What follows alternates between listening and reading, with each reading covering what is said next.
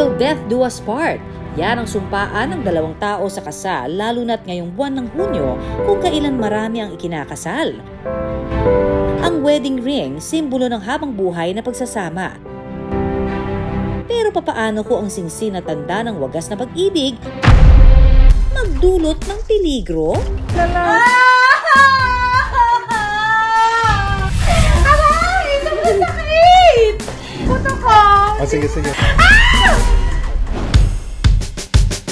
College sweethearts ang mag-asawang Cariza at Jared.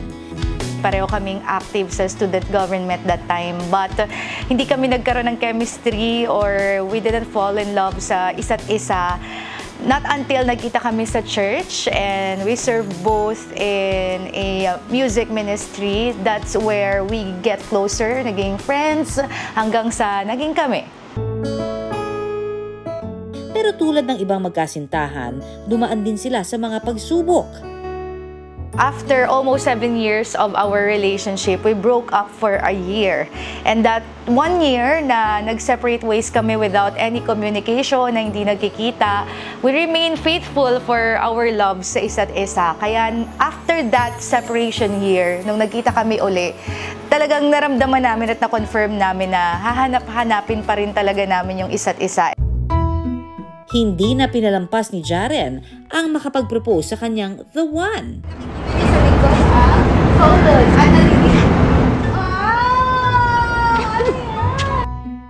2017 na ma-engage sila sa isa't isa.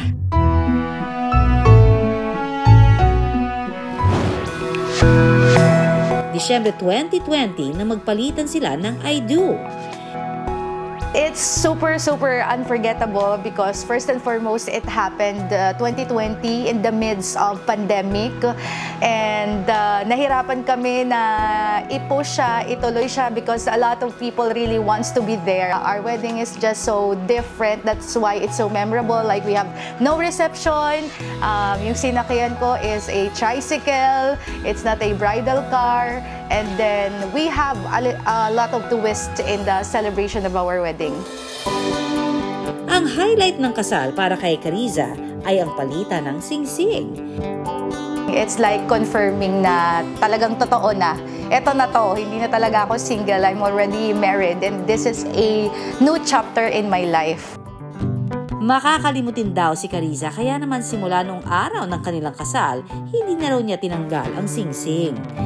Marami akong mga bagay na kalalapag ko lang, tapos nakalimutan ko na kung saan ko na ilagay. And knowing na yung singsing napaka-importante, and then napakaliit, pwede mong ma-misplace kung saan-saan. Pero makalipas sa mahigit 2 taon, Pebrero 2023 nang mapansin ni Cariza na tila sumikip daw ang singsing sa kanyang daliri. When I started to gain a little weight, that's where nanonotice ko na parang sumisikip na siya. Para ang hirap niya ng i-pull out. So hindi ako masyadong nag-worry ng mga unang panahon na napapansin kong medyo tumataba na yung daliri ko. Not until that time na talagang seryoso na akong kailangan ko na siyang tanggalin because parang napapansin ko na nagkakaroon na ng mark sa daliri ko and then medyo nag-violet na siya ng konti. So sabi ko parang iba na siya kaya kinakailangan na talaga siyang tanggalin. Ang simbolo ng kanilang I Do, napalitan ng Aray Ko!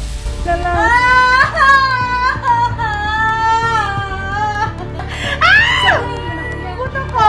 Sige. Aray! Sobrang sakit! Oh, ang lapit na oh. To the rescue naman ang kanyang mister at mga kaibigan. Yan na oh, ang lapit na oh. Yung una ako lang mag-isa ang nagtatanggal. Talagang pinipilit ko siyang tanggalin sa daliri ko. And sinabon ko siya. Tapos, syempre nilagyan ko ng tubig, nilagyan ko ng oil. Yung mga pampadulas na alam kong pwede kong gawin para matanggal siya. Pero hindi talaga, walang nangyari. Sobrang sakit! Ano nga ba ang dapat gawin sa ganitong sitwasyon? Ayon sa general physician na si Dr. Bianca Mendoza, kapag na-stuck raw ang singsing sa ating daliri, ayan, nagsisilbi ito tilang tourniquet na pumipigil po sa daloy ng dugo sa ating daliri. Kapag nangyari po pala ito ay posibleng magtamo ng traumatic injury ang daliri tulad po ng fracture. At ang pinakamalala dyan ay putulin mismo ang ating daliri. Naku, kaya ingat-ingat po tayo ha mga kapuso. Siguraduhin natin na tama lang ang sukat ng ating singsing. Ayan. Pag mas tumagal pa yon, na walang blood flow, pwede pong mamatay yung vessels sa daliri. And pwede pong, ang tendency po nito, kailangan po i-amputate o putulin. Siguro within hours, pwede pong, yun nga po, mamatay yung vessel sa daliri. Payo ni Doc Mendoza, nakatutulong daw ang paggamit ng mga pampadulas tulad ng oil. Pwede po tayo mag-apply ng lubricant or ng mga oil, baby oil, kahit ano pong oil na pampadulas. Pwede rin daw gumamit ng mga tali tulad ng ribbon o di kaya ay floss. Pwede po natin gamitan po ng pag-ikot po ng tali or nung kahit anong string or ng floss po para makalabas po ang ring. Kung hindi po talaga nag-work lahat ng methods na nabanggit ko, ang kailangan na po natin gawin ay sirain po ang ring. Ngunit medyo risky lang po ito kasi pwede po matamaan po ang balat. Samantala si Cariza, napapahiyaw sa sakit.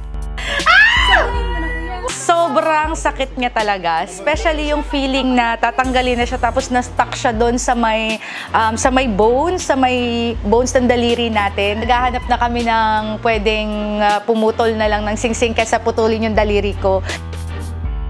Una nilang tinalian ng ribbon ang singsing. Saka nila ito pinahira ng liquid soap. Sige, sabon. Makalipas ang 15 minuto, Yan na!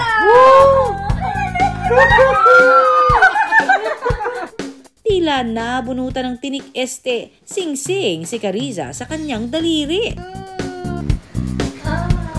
Na-amaze din kami na very effective po pala yung ganong way ng pagtanggal ng ring sa daliri. Magmula noon, hindi na raw muna isinusuot ni Cariza ang kanyang wedding ring. Yung singsing ko ngayon ay nakatago, so hindi ko siya binabalik unless talagang mag-reduce ako ng weight ko or paluwagan ko yung singsing. So ngayon, to be safe, hindi ko muna siya binabalik sa daliri ko. 4 na taon simula nang mapalitan ng matamis na I do ang mag-asawang Cariza at Jaren, going strong pa rin daw sila. Pina-adjust na rin nila ang kanilang singsing para hindi na muling ma-stuck sa daliri ni Cariza.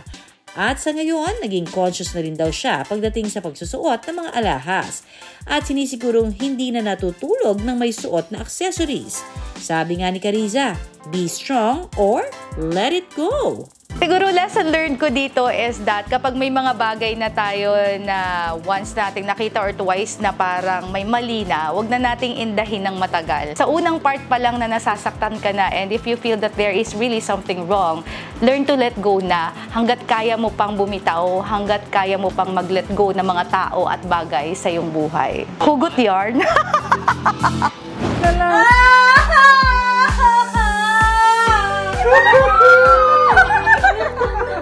Tandaan mga kapuso, sundin ang payo ng doktor para hindi ma-stuck ang inyong singsing at maiwasang magdulot ito ng mas malalang peligro. Maraming salamat sa pagtutok sa Pinoy MD. Para po sa iba pang kaalaman tungkol sa ating kalusugan, mag-subscribe na sa GMA Public Affairs YouTube channel. And of course, don't forget to hit the bell button for our latest updates.